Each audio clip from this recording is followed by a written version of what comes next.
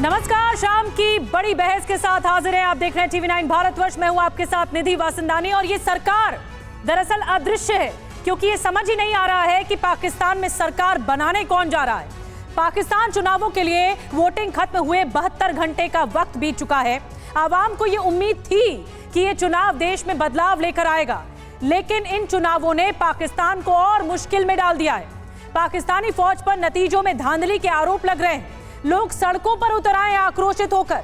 देश गृह युद्ध की तरफ आगे बढ़ रहा है। इस बीच किसी को पता नहीं है कि आने वाले दिनों में पाकिस्तान का वजीर आजम कौन होगा, पाकिस्तान का प्रधानमंत्री कौन होगा, इमरान या फिर नवाज शरीफ।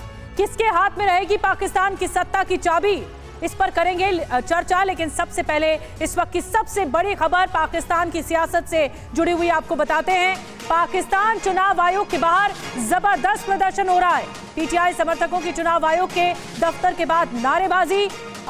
इमरान समर्थकों ने लगाया चुनाव में धांधली का आरोप।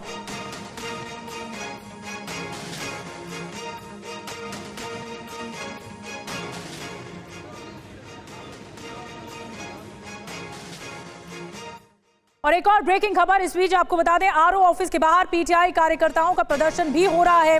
पीटीआई उम्मीदवार शहजादा फारूक गिरफ्तार हो गए हैं। मरियम नवाज के खिलाफ चुनाव में उतरे थे शहजाद, ये जानकारी मिल रही है। पीटीआई के उम्मीदवार रहे शहजाद फारूक गिरफ्तार कर लिया गया है। देखिए, अभी भी अनस्टेबिलिटी बनी हुई है कि आखिर होगा क्या। नतीजे घोषित किए जा चुके हैं चुनाव आयोग की तरफ से 264 सीटों पर, लेकिन अब भी ये प्रदर्शन का दौर जो है वो रुक नहीं रहा है। पीटीआई समर्थक उतरे हुए हैं सड़कों पर, और इस बीच खबर मिल रही कि पीटीआई उम्मीदवार शहजाद फारूक गिरफ्तार कर लिए गए।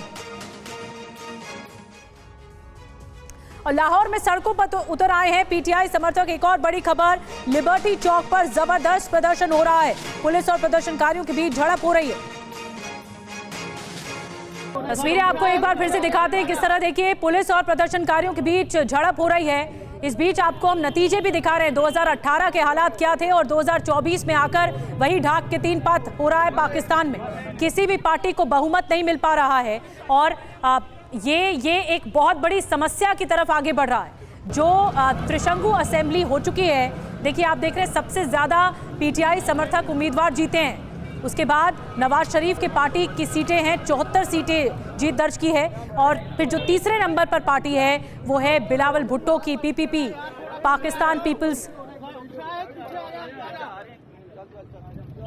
और हमारे साथ major general retired Ashwini Siwach साहब जुड़ रहे हैं डिफेंस एक्सपर्ट के तौर पर चर्चा करने के लिए। सौरभ कुमार शाही साहब जुड़ रहे हैं फॉरेन एक्सपर्ट के तौर पर। आरजू काजमी जी हमारे साथ जुड़ रही हैं, वरिष्ठ पत्रकार के तौर पर इस्लामाबाद से सीधे जुड़ रही हैं। और डॉक्टर इरशाद अहमद खान साहब हमारे साथ कुछ देर में जुड़ेंगे, जो कि पीएमएलएन के नवाज शरीफ पार्टी के नेता हैं। उनके पास चले, लेकिन आरजू काजमी जी, सबसे पहले मैं आपसे बहस की शुरुआत कर रही हूँ।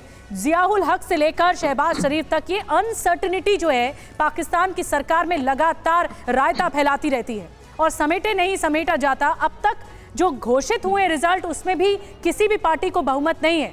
क्या गठबंधन की सरकार होगी, स्वरूप क्या होगा, क्या खबरें मिल रही है वहां से?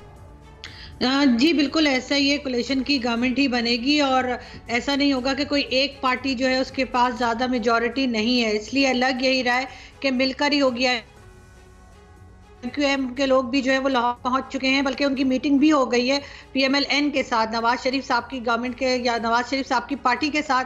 साथ साथ पीपल्स पार्टी भी जो है वो भी बातचीत चल रही है। और लग ये रहा है कि पीपल्स पार्टी की तरफ से ये भी सुनने में आ रहा है कि उन्होंने डिमांड की है कि अगर वो साथ देंगे नवाज शरीफ साहब का, तो उस सूरत में अगर बिलावल भुट्टो जरदारी को प्राइम मिनिस्टर के तौर पर लेकर आया जाए। अब कहाँ तक ये लोग आपस में इस बात को आगे लेके चल पाते हैं, ये कुछ देर के बाद पता लगेगा। लेकिन आरजू काजमी जी, एमक्यूएम के नेता भी मुलाकात उन्होंने की है नवाज शरीफ से। मुत्तहिदा कौमी मूवमेंट जिन्होंने 17 सीटें जीती हैं, ये यानी गठजोड़ ये होने वाला है क्या? पीएमएलएन जो नवाज शरीफ की पार्टी है, पीपल्स फ्रंट है जो पीपल्स पार्टी है, पाकिस्तान पीपल्स पार्टी बिलावल भुट्टो की, और एमक्यूएम, तीनों हाथ मिलाकर सरकार बनाने वाले हैं।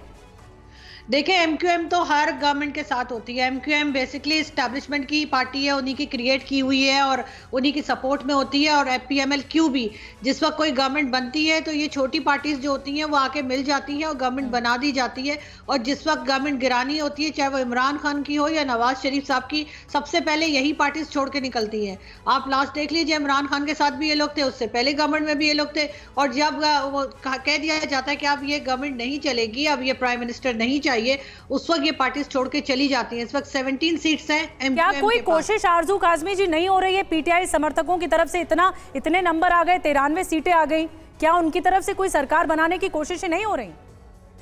उनकी तरफ से प्रोटेस्ट हो रहे हैं, जिसकी वजह से इन्होंने केपीके और इस्लामाबाद के बीच में जो मोटरवे है वो बंद कर दी है, ताकि लोग इस तरफ ना आ पाए। इस्लामाबाद दोनों साइड से जो है वो मोटरवे बंद है और यकीनन प्रोटेस्ट चल रहे हैं।